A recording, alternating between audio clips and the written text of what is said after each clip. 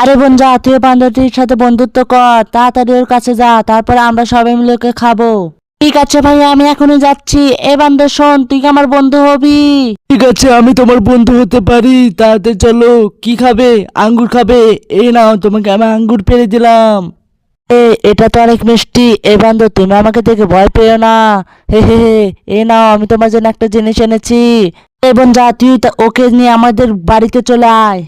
আরে বান্ধব, তাড়াতাড়ি ঘুম থেকে ওঠো, আজকে তোমাকে আমি আমার বাড়িতে নিয়ে যাব। ঠিক আছে, চলো, আমাকে নিয়ে চলো। এই যে এগুলো আমার ভাই। হে হে, আজকে তোকে আমরা খেয়ে ফেলবো।